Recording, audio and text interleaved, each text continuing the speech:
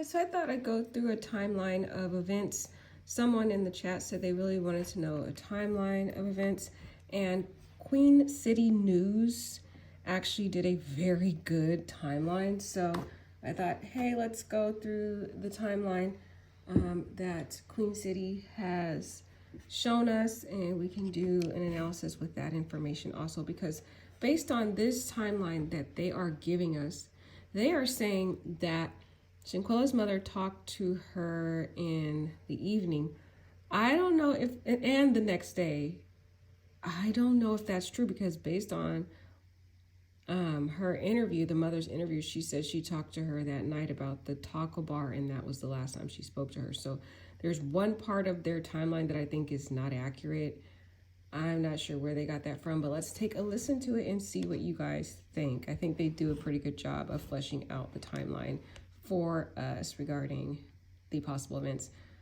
But I still stand my ground, thinking that the incident happened October 29th in the morning time. You can tell that Diogene was still in pajama clothes with a head wrap on, and you know, Diogene was naked. Like I said, Diogene looked like she was comfortable being naked around them because she had already gone skinny dipping by herself. So she obviously invited them to go in a prior video post where she was looking for them around the villa and telling them it didn't take that long for them to get naked. So I don't think she had an issue with that. She could have either been planning to go skinny dipping again that morning or had already gone skinny dipping. Some people reported that they saw that her hair was wet. But let's take a look at this timeline and see what you guys think. I think the Queen City did a pretty good timeline. The story of what happened to a Charlotte woman in Mexico continues right now to evolve tonight, and Queen City News does a deep dive on what the timeline of what happened and when. Well, Queen City News anchor Morgan Francis broke this story. She's live right here in the studio with us tonight. Morgan, this story has captured the attention of just so many, and as I said, still evolving. Yeah, Alicia, it really is. As new information comes out, it puts into question other details we've learned in the wake of Shanquella Robinson's death. Tonight, we learned more about the timeline of events and the inconsistencies that need to be cleared up. Family says Shanquella Robinson arrived to their luxurious Ocean View home, Villa Linda 32, on October 28th. The guest list notes there were 7 people on the trip. Robinson called her mom to tell her a chef was cooking them dinner that night. I said, well, okay, I love you, have a good night. And she talked to her the next day. We know at some point Robinson was violently assaulted by another woman inside the villa. Picture comparison with the villa's online photo gallery confirms the fight happened in the master suite. Multiple people watched the... So the first thing we notice here is that Shanquella had the master suite. Now, one of the theories that we had is that there was a lot of jealousy surrounding Shanquella because of her monetary success, her prestige, and the fact that she stayed in the master suite by herself, had the bougie part of the villa, that can cause some animosity towards the other girls.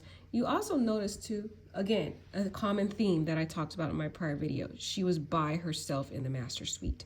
Those other girls all clustered in one room together with the guys in that room, kind of all just hanging out, and she's in this master room by herself, and she gets the master suite bedroom. Yeah, they are already feeling jealous about this girl. She's living it up. She's there's allegations that she paid for that villa. She paid the villa, and now we're hearing that she was in the master suite bedroom from this report. Adds more fuel to the fire that there was some envy going on with these girls and the animosity and the common theme of her being by herself. Now we can add the fact that she slept in the master bedroom by herself. Again, there's all this common theme of her always being by herself. From looking for them to go skinny dipping with her, and then having to go, and them refusing, making up excuses, and her having to go swimming by herself, her sitting on the opposite side of the table away from those girls. Those girls didn't want to sit by her. They weren't even paying attention to her. How eerily quiet and monotone and weird the taco bar video was, just how they weren't even really having fun or engaging. The only person that was loud and happy and jovial in that video was Shanquella. And now she took a nap by herself because she probably was emotionally drained from the constant being rejected by these people instead of trying to have fun. You know, this is supposed to be Deja's birthday too, and she's supposed to be living it up, and she's acting like she has a stank attitude. So, I mean, I think the nap also at 8:45 was because she was just, Shanquella was just emotionally drained. But now we're hearing that Shanquella slept in the master bedroom by herself. So let's go more into this timeline. Fight, encouraging Quella to fight back. Quella, can you at least fight back? She says no before she's thrown to the ground and punched and kicked in the head and back of the neck. Investigative reporter Gerardo Zuniga with Metropolimix shared the police report with Queen City News. It says on October 29th at 2:13 p.m., the group called for a doctor, telling that doctor Robinson drank too much alcohol and they wanted to give her an IV. At 3:15 p.m., the doctor arrived and noted Robinson had a poor verbal response in a drunken state, with stable vital signs, and was dehydrated. Dr. Carolina Beatriz Onelias Gutierrez recommended they transfer Robinson to the hospital, but her friends insisted they treat her on site. At 4:20, and I think that's because they didn't want to be just found out. They were lying about the alcohol poisoning, and they knew if they had gone to a hospital, they would have been able to do tests. They could have did a blood draw at the hospital to see where her blood alcohol level was if she went to a hospital, and they would have found that her blood alcohol level was non-existent. Basically, she didn't have any alcohol in her. It was still the morning hours when she was attacked. She hadn't had time to really even start her day. It just looks like both of them had already, had woke up. I think this probably happened around the morning hours, probably 10 or 11 o'clock around that time. It sounded like they had just woke up. Not just woke up, but kind of around there just getting ready get up, but they haven't really started their day. You can tell because you can look at Diogenes' attire. She's not even dressed. Okay, so that gives me indications that they kind of were just waking up, getting their day started. Shanquella may have already even been awake and had gone skinny dipping and got back in. There could have even been an argument about her being in the master bedroom, thinking they're probably like, you think you're all that? Who knows what the argument was about? But obviously some jealousy. But the reason why they didn't take her to the hospital is because they didn't want to be found out. Because if they had gone to that hospital, they would have did those blood tests, would have saw she had no alcohol in her, would have saw all the injuries, they would have did the x-rays and found those injuries, which would have shown that she was brutally attacked, and they would have did an investigation called, criminal investigators over there, and they could have possibly been arrested in Mexico. So I don't think they wanted to go to the hospital because they were trying to hide this situation. Robinson had a seizure, and that's when her friend, named in the report as Winter Donovan, called 911 to request an ambulance. During that time, Robinson's condition deteriorated. Dr. Gutierrez declared her deceased just before 6 p.m. The doctor was with Robinson for nearly 3 hours, a large discrepancy with her death certificate, which says she died 15 minutes after her injury. Another inconsistency, her time of death, which is noted as 3 p.m. on her death certificate, and 6 p.m. in the police report. Police who were called to the villa at 5 p.m. arrived at 5:25. They tell Queen City News friends also told officers Robinson had alcohol poisoning, something they say they knew was false when her autopsy came back. On November 9th, Robinson's mother, frustrated and seeking the truth, speaks to Queen City News, telling us she doesn't believe the story her daughter died of alcohol poisoning, something her so-called friends were also telling the family. On November 10th, Robinson's body arrived back home to family along with her death certificate, which listed her cause of death a severe spinal cord injury and atlas luxation, which is instability in the top vertebrae in the neck. It indicated to family she had been beaten.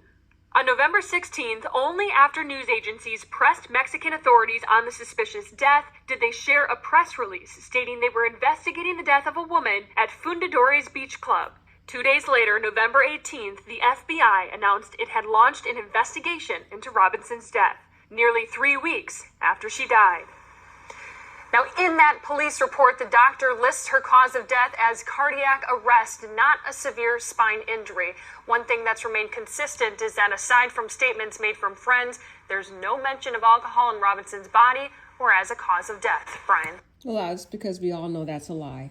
But the reason why they said cardiac arrest in the report, like I said before in a prior video, is because that, that was really what they called for. They came there and she was under cardiac arrest. But they could not at that time, because she was treated at the villa, determine that her neck and back was broken at that time. She needed to be taken to a hospital. They could have done x-rays and been able to determine that. She needed to be in a neck brace. And also another concern was they were conducting CPR on her. And as you guys are aware, CPR can be a very violent procedure. It could have also exacerbated and worsened her neck injury and her back injury. Who knows if some of those further damages to her back and neck was also attributed because of the CPR. So there's a lot of mishaps and errors done in this. I mean, if this doctor was in America, she would have been sued for malpractice for sure. You don't just listen to some lay person who refuses to go to a doctor. She should have took it upon herself to take this girl to the doctor. And the fact that she was spending 3 hours with Shanquella and you didn't notice the injuries to her face, that she was apparently beaten, that is another miscarriage of an error on the part of the doctor, which I think, yes, she needs to be investigated. And she actually is under investigation, allegedly based upon interpretations of a Mexican report out there, that she is under investigation, the police officer is under investigation, and another individual is under investigation about some dishonesty related to that. So guys, let me know what you think. I thought Queen City News did a great job on the timeline, so I thought it was good to walk through their timeline.